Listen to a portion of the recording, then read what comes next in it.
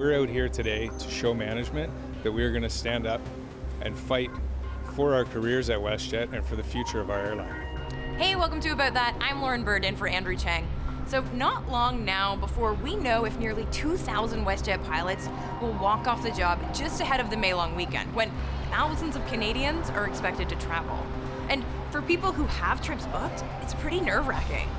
A little worried about how I'm going to get back with the looming strike coming up on Friday. I hope will not going to be big disruptions. WestJet pilots have been in talks for a new deal since September. And finally, last month, the pilots voted in favor of a strike mandate. After 9 months of negotiations, there's still no deal between Canada's second largest airline and its pilots. So what are WestJet pilots asking for? And if they do walk off the job tomorrow morning, what happens next?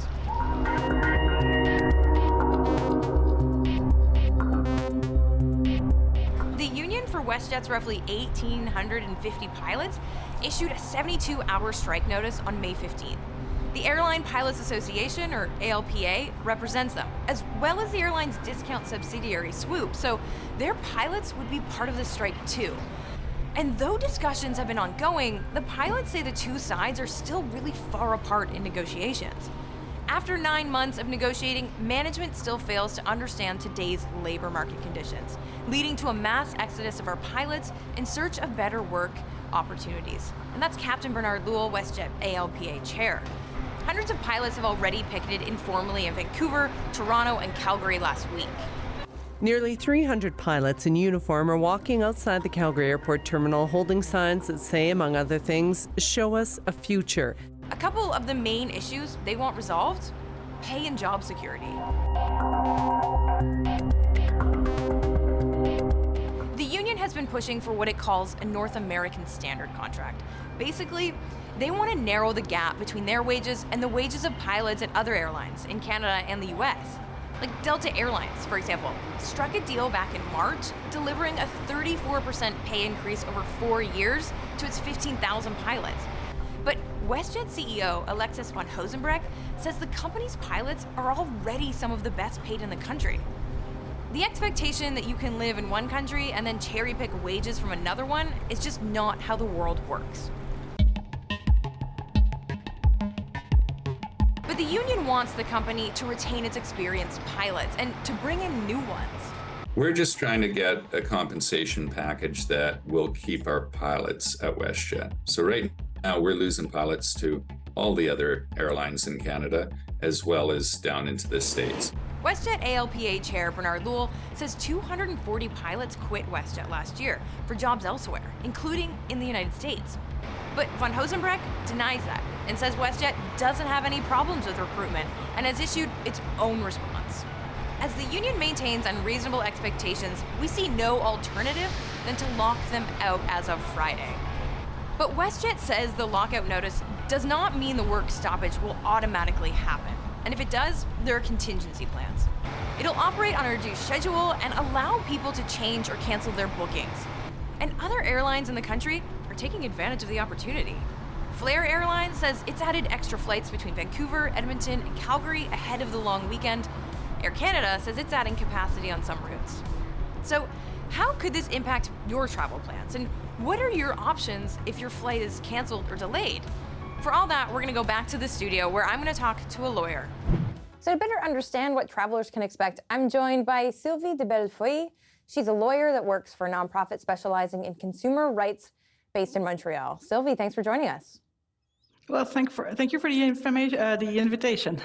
So if a strike happens immediately, what happens to people who have travel plans this weekend? Well, people might encounter some disruptions in their flight. So depending on the situation, some flights might be delayed, others might be simply canceled. So the first thing to do is really for passengers to keep informed about what goes on with their flight. So what recourse is there for people who have already booked their flights? Well, the recourses really depend on the situation. Since the situation could be considered as outside of the carrier's control, so basically people have the right to first be rebooked. So it could be within a flight from WestJet, or it could be with another air carrier that has agreements with WestJet. And if not possible to be rebooked within a period of 48 hours, passengers are entitled to ask for reimbursements. So these are the basic requirements from the regulations. Of course, if WestJet wishes to be more generous with consumers, they absolutely have the right to do so. And do airlines, often do that? Like, could we see more compensation? Because if you're waiting 48 hours to have your flight rebooked, like, that could be your whole trip, right?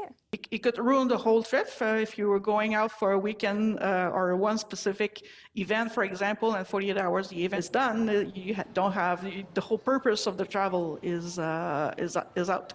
So that's what the regulation says. Give a 48 hours delay to the air carrier. So beyond that, it's really more a good customer service issue.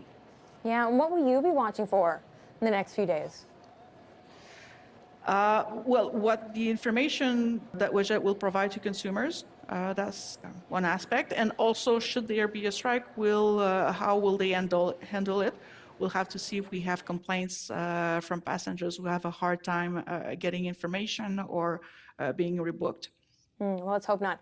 Sylvie, thank you so much. You're welcome. Okay, so let's say the strike goes ahead tomorrow. Like, what's the big picture takeaway? Consider that people haven't been flying all that much over the last few years, at least not as much as we used to pre-pandemic. But that's been changing as many people are feeling more comfortable and start taking trips that had been postponed. So what kind of a long-term impact are we looking at on air travelers? Well, experts are saying there'll be a trickle-down effect with a strike that they predict it'll impact WestJet's bottom line, and saying consumers will ultimately pay the cost of increased salaries. What can we expect is prices to go up again. They traditionally go up for the summer, but I think this summer they are likely to be much more expensive than we are used to see. The increase in prices is not only going to be due to increasing the salaries of pilots, but it may be also increasing the salaries of other type of employees for airlines, because I believe that when you have a group of employees like pilots, asking for better salaries and better benefits, all the groups of employees will be asking for the same type of benefits or additional benefits also in the future. So that's one thing. And the second factor is, as demand is increasing, the number of seats in aircraft is being limited, the prices are going to increase as well. And that we can expect prices to spike.